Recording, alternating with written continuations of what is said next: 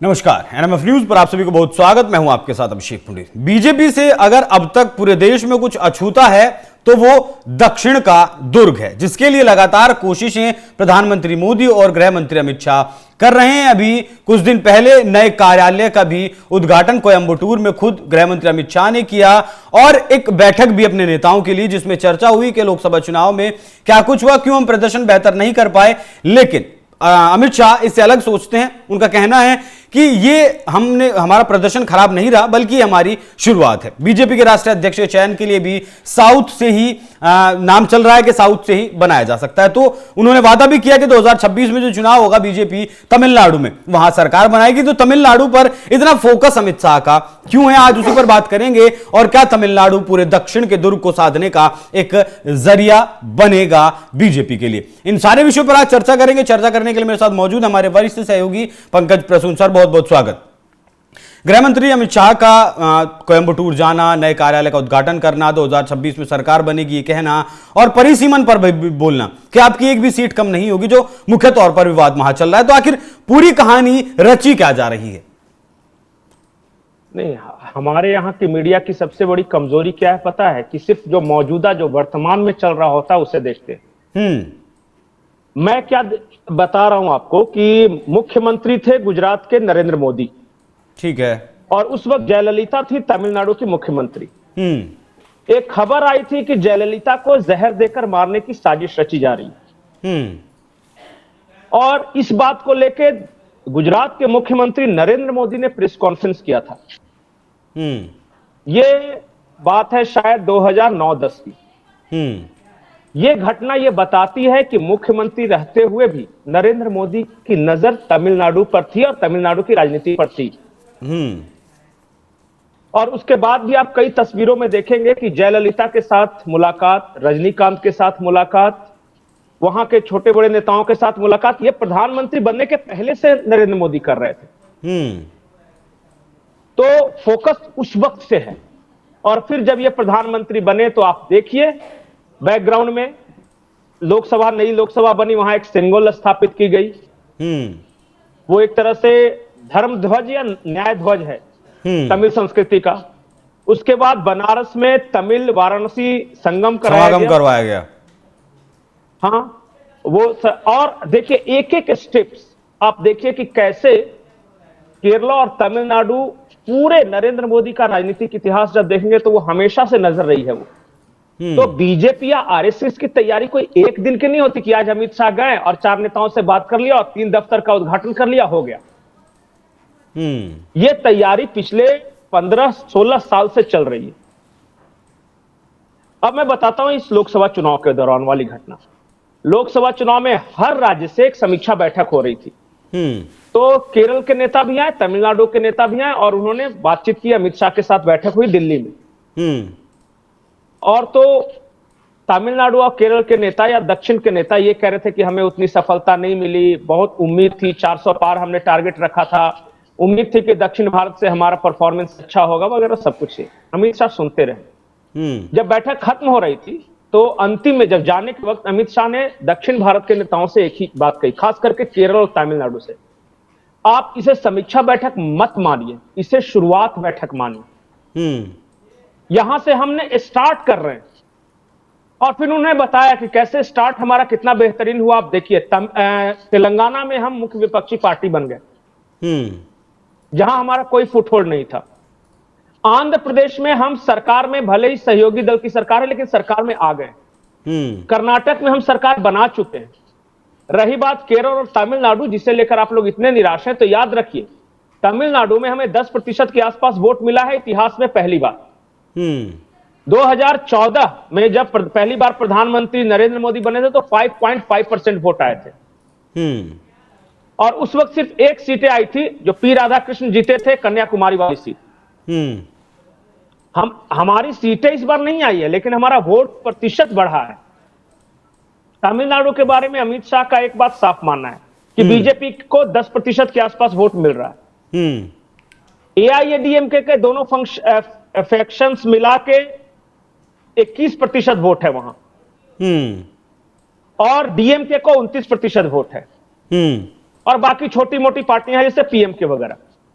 ठीक है। अब इस बार की रणनीति समझिए, ये गए हैं वहां पे, बातचीत की है, 3 दिन वहां समय बिताया है अमित शाह ने। बीजेपी आप जोड़ते जाइए, बीजेपी का 10% अगर एआईएडीएमके इनके साथ आ गई तो 21 और 10 31% होते हैं। और सामने है डीएमके जिसके पास 29% वोट है। इस बार उस 29% में विजय थलापति, जो कि एक बहुत बड़े सुपरस्टार, उन्होंने अपनी पार्टी बनाई है, कितने बड़े फैक्टर साबित होंगे अब कितने बड़े फैक्टर साबित होंगे ये मुझे नहीं पता कि, लेकिन वो सबसे महंगे सुपरस्टार हैं तमिलनाडु फिल्म इंडस्ट्री के। और वो जिस तरह द्रविड़ियन राजनीति को लेकर आगे बढ़ रहे हैं, उन्होंने हायर किया है प्रशांत किशोर को। अच्छा। तो प्रशांत किशोर की रणनीति और विजय थलापति की पॉपुलैरिटी, मैं ये नहीं कह रहा कि वो सरकार में आ जाएंगे, सरकार बना लेंगे, लेकिन 5% वोट भी अगर काट लिया डीएमके का, तो डीएमके 29 से 5 और नीचे आ जाएगी। वो सारा वोट डीएमके का ही क्यों काटेंगे? इसलिए क्योंकि जिस तरह की वो राजनीति कर रहे हैं, वो द्रविड़ियन राजनीति कर रहे हैं, वो डीएमके का जो लाइन है, anti Hindu, anti Hindi, anti Uttar Bharat, वो ज्यादा एग्रेसिवली उस चीज पे पोस्टरिंग कर रहे हैं। अभी तक सनातन को इरेडिकेट करने की बात डीएमके किया करती थी। अब हिंदी का विरोध, एक सेकंड जी, ये नई एजुकेशन पॉलिसी में जो ट्राई लैंग्वेज पॉलिसी लेकर आए हैं उसका विरोध, बीजेपी को उत्तर भारतीय पार्टी बताना, ये मंदिर के मामले में, ये देखिए खुद क्रिश्चियन है, स्टालिन अगर क्रिश्चियन है तो विजय थलापति भी क्रिश्चियन है। स्टालिन बूढ़े हो गए हैं, उनके स्वास्थ्य को लेकर कई इश्यूज हैं, नीतीश कुमार की तरह। उनके जो बेटे हैं उदयनिधि स्टालिन, हाँ, उदयनिधि स्टालिन भी एक्टर थे, लेकिन वो फ्लॉप एक्टर है, और विजय थलापति सुपरहिट एक्टर है। अगर डीएमके की कमांड उदयनिधि संभालेंगे तो इधर उनसे ज्यादा पॉपुलर फेस है, और पैसे भी है इनके पास, रिसोर्सेज भी है। तो बीजेपी का कैलकुलेशन है कि अगर 5 से 7% वोट भी विजय थलापति लाते हैं तो अभी जो 29% वोट डीएमके को मिला है वो आके घट के हो जाती है 24%, 23-24% तक। और हम अगर एआईएडीएमके के साथ समझौता कर लेते हैं तो हमारा 31-32% हो जाएगा। और अगर टीएमके जैसी छोटी पार्टियां जो आमतौर पे बीजेपी के साथ रही, वो उनका 2% 3% कहीं भी जो वोट है, अगर वो एक्यूमुलेट करते हैं तो हम इनका टारगेट हम किस तरह 35-36% वोट हासिल करना है हमें, उसके बाद हम सरकार में आ जाएंगे। इसलिए बड़े विश्वास के साथ अमित शाह ने कहा है कि अगली सरकार बीजेपी और उसके सहयोगी दलों की होगी तमिलनाडु में, और इसमें कोई दो राय नहीं, आप देखते जाइए। ठीक है। अगर बात बीजेपी की करें, अन्नामलाई, कितने बड़े फैक्टर फिलहाल उभर कर सामने आ रहे हैं जिस तरीके से वो काम कर रहे हैं? नहीं, देखिए तमिलनाडु की राजनीति में 2 विचारधाराएं हैं। एक द्रविड़ विचारधारा है जो कि Hindi, Hindu, north India, Tamilian culture, उसके लैंग्वेज, इन सब को लेकर चलती है। और दूसरी वो धारा है जो सनातन, और जो कहती है कि तमिलनाडु भारत का हिस्सा है और हम इंटीग्रल पार्ट ऑफ इंडिया है वगैरह, जो जयललिता वाला था। ये जयललिता की मौत के बाद वो जो आइडियोलॉजी है उसमें एक वैक्यूम था, कोई नेतृत्व नहीं था वहां पे।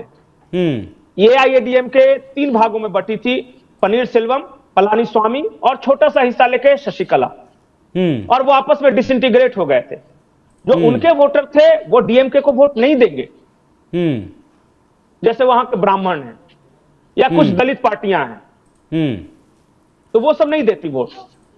लेकिन जो शहरी मतदाता है वो भी डीएमके को पसंद नहीं करते, जो अर्बन क्लास जिसको हम बोलते हैं, वो जो सॉफ्टवेयर इंजीनियर्स वगैरह हैं, ऑटोमोबाइल इंडस्ट्रीज वगैरह में काम कर रहे हैं, तो उस वार्ड को भरने की कोशिश कर रहे हैं अन्नामलाई कि मैं इनका नेता मैं बन जाऊं।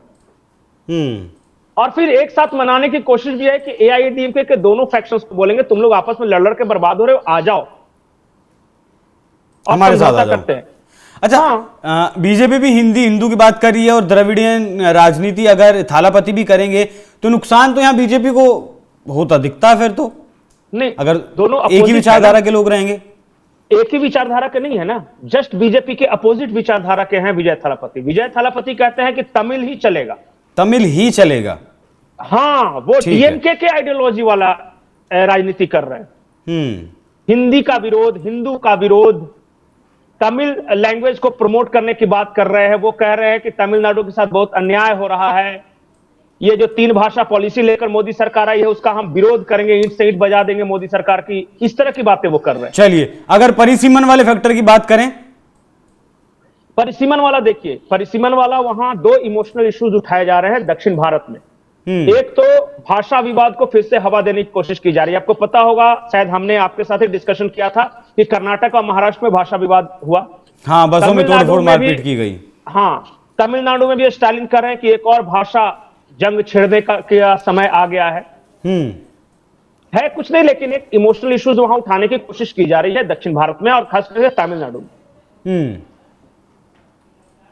दूसरा जो मैटर है वो परिसीमन को लेकर वहां सवाल उठाए जा रहे हैं। कर्नाटक में सवाल उठ रहे हैं, ये तेलंगाना में, तमिलनाडु में। उनका ये कहना है कि हमारी जनसंख्या कम हो रही है या फिर हमने अपने पॉपुलेशन को कंट्रोल कर लिया है, तो हमें इसके लिए रिवार्ड मिलना चाहिए, पनिशमेंट नहीं मिलना चाहिए। हमने कम बच्चे पैदा किए, अपने आप को संपन्न बनाया, सब कुछ किया, तो बात तो सही और है अगर उनकी भी। हमारी सीटें, बिल्कुल इसी बात पे तो है, इसी बात को लेकर आश्वासन दिया है गृह मंत्री जी ने कि जो भी लिमिटेशंस होगा दक्षिण भारत की एक भी सीट कम नहीं होगी। यह आश्वासन दिया है तमिलनाडु में जाके। और वो कहा कि एक भी, नॉट ओनली तमिलनाडु, दक्षिण भारत के किसी राज्य की एक भी सीट कम नहीं होने जा रही डिलिमिटेशन में, इसलिए आप डरो मत, जो आपका हिस्सा है वो रहेगा। ठीक है, ये आश्वासन दे दिया। रिवार्ड और और मतलब पैकेजेस, हाँ, कुछ रिवार्ड और पैकेजेस की भी घोषणा है। ऐसा नहीं है ना कि जो राज्य ज्यादा पैदा कर रहे हैं उसको ज्यादा फायदा होना चाहिए। ठीक है, जो 2026 में सरकार बनाने का वादा किया है, इस दावे में कितना दम नजर आता है? मैंने तो वही बताया कि देखिए, पीएमके को 4.5% वोट थे, वो मोर और लेस यही 1-8% फ्लक्चुएट करते रहते हैं। वो बीजेपी की तरफ आने के लिए तैयार है। बीजेपी का अपने 10% वोट है, तो 10-4 14.5 हो गया। कोशिश यह है कि अगर एआईएडीएमके के तीनों फैक्शन नहीं भी आते तो कोई भी एक फैक्शन अगर आ जाए, या तो पलानीस्वामी आ जाए या पनीर सेल्वम आ जाए, तो 10-15% वहां बढ़ जाएंगे हमारे। तो 25% के आसपास अगर हम आ जाएंगे तो फिर खेला हो जाएगा, क्योंकि वही 25% के आसपास डीएमके भी रहेगा अगर विजय थलापति ने उनका वोट काटा। 5% वोट तो काटेंगे, इनकी ये उम्मीद है। एंटी इनकम्बेंसी भी है। हाँ, लगातार 2 बार से एंटी इनकम्बेंसी है। वहां डेवलपमेंटल वर्क को लेकर बहुत इश्यूज है। चेन्नई जैसे शहरों में पीने का पानी बहुत बड़ा प्रॉब्लम है। और सबसे बड़ी बात, वो मंदिरों को लेकर विवाद वहां पे फैलाया गया है। जिस तरह से ये क्रिश्चियनिटी जो कन्वर्जन का वहां इश्यूज है, उसके बाद मुस्लिमों को, मुस्लिम तुष्टीकरण का वहां विषय है। तो बहुत सारे चल रहे हैं विषय, और बीजेपी की कोशिश है कि अगर 10% हम लाए हैं तो इसको कैसे बढ़ाया जाए। इसलिए लॉ एंड ऑर्डर इश्यूज पे देखा होगा आपने अन्नामलाई को खुद को कोड़े मारते हुए। मंदिरों के अधिकारों को संरक्षित करने के लिए आप देख रहे हो कि अन्नामलाई मंदिर पदयात्रा कर रहे हैं, और फिर वो माफी मांग रहे हैं हर भगवान के सामने जाके। तो कोशिश है कि मेरा भी कुछ वोट प्रतिशत बढ़े। अब प्रयास है, अब क्या होता है वो आगे ऊपर वाले की मर्जी या फिर जनता की मर्जी। ठीक है, तो तमिलनाडु छूट गया। अच्छा, एक बात छूट गई, तमिलनाडु ही इतना जरूरी क्यों? नहीं, तमिलनाडु तो सीटों के लिहाज से बड़ा राज्य है, और बीजेपी उत्तर भारत में लगभग अपराजय हो चुकी है, अगर कुछ रीजनल पार्टी को छोड़ दे, बंगाल वगैरह को। तो अब एक्सपेंशन का मौका कहां है, कहां बढ़ सकते हैं? जहां नहीं है वहीं बढ़ेंगे ना। तो एक तो वो कारण है।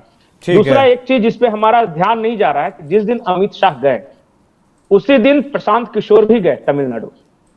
अच्छा। और फिर मुझे याद आया नीतीश कुमार का एक बयान कि प्रशांत किशोर को हमने अपनी पार्टी में अमित शाह के कहने पे शामिल कराया था। फिर मैंने थोड़ा गौर किया कि प्रशांत किशोर किस तरह की राजनीति कर रहे हैं। वो तमिलनाडु जाते हैं, विजय थलापति के साथ खड़े होते हैं और कहते हैं हम इनके लिए काम करें। विजय थलापति किसका वोट काट रहे हैं? डीएमके का, द सो कॉल्ड इंडिया गठबंधन, उसी का ना, डीएमके का वोट काट रहे हैं। बिहार में वो मुस्लिम का वोट काट रहे हैं, तो किसका काट रहे हैं? लालू का, कांग्रेस का। तो हाँ, लालू या कांग्रेस का काट रहे हैं। और फिर वो गांधीवाद की बात करते हैं कि गांधी जी बनाम गोडसे की लड़ाई है, मैं गांधी के साथ खड़ा हूं वगैरह। तो ये किसके तरफ, मतलब किसका वोट डैमेज करेंगे? फिर मुझे याद आता है नीतीश कुमार का 1.5 साल पहले दिया बयान कि अमित शाह के कहने पे ही प्रशांत किशोर को मैंने शामिल किया था जेडीयू में। कहीं ऐसा तो नहीं है कि प्लान बी है, बीजेपी के प्लान बी के हिस्से हैं Prashant Kishor? I don't know, क्योंकि जो दिख रहा है कि किसको प्रशांत किशोर डैमेज कर रहे हैं, उससे तो लगता है कि बीजेपी खुश है प्रशांत किशोर के काम करने से। और फिर एक ही साथ जाना और फिर वहां पे बात करना ये कि हिंदी के खिलाफ पे मुझे हिंदी नहीं आती, तमिल में नहीं बोल सका, इसके लिए सॉरी वगैरह। मुझे थालापति भी क्या हो सकते हैं बीजेपी की बी प्लान? आएंगे कभी नहीं, आएंगे नहीं। बीजेपी का बी प्लान हो सकते हैं थालापति? नहीं, एक दक्षिण भारत का यूट्यूब चैनल, उस पर मैं सुन रहा था, उन्होंने कहा कि थलापति का तमिलनाडु की राजनीति में वही रोल होगा जो मुसलमानों की राजनीति में ओवैसी का हुआ। ओवैसी जहां जहां खड़ा होते हैं तो लोग कहते हैं ना कि बीजेपी की बी टीम है, मुसलमानों का वोट काटने आई है। उसी तरह थलापति जितना खड़ा होंगे, लोग वहां डीएमके के लोग यही कहें कि देखिए डीएमके का वोट काटने आए, बीजेपी को मदद करने आए। ठीक है, तो ये है, बिल्कुल देखना दिलचस्प होगा कि आने वाले वक्त में तमिलनाडु और दक्षिण की राजनीति में क्या कुछ परिवर्तन आते हैं। केंद्रीय गृह मंत्री अमित शाह ने दावा कर दिया है 2026 में आ रहे हैं समीकरण। जो कुछ जितनी संभावनाएं थी वो हमारे वरिष्ठ सहयोगी ने आपके साथ साझा की, किस तरीके से किन समीकरणों के साथ बीजेपी तमिलनाडु में आ सकती है। अब इंतजार करना होगा 2026 का और अगली प्लानिंग, अगला कदम बीजेपी का या फिर गृह मंत्री का क्या कुछ है। और खुद कमान संभालना गृह मंत्री का, यह भी एक फैक्टर बहुत बड़ा हो जाता है। जब किसी भी राज्य पर वो खुद फोकस करते हैं तो वहां जीत की गारंटी जाहिर तौर पर बढ़ जाती है। पंकज जी बहुत बहुत धन्यवाद। दर्शकों चर्चा कैसी लगी कमेंट कर जरूर बताइएगा। नमस्कार।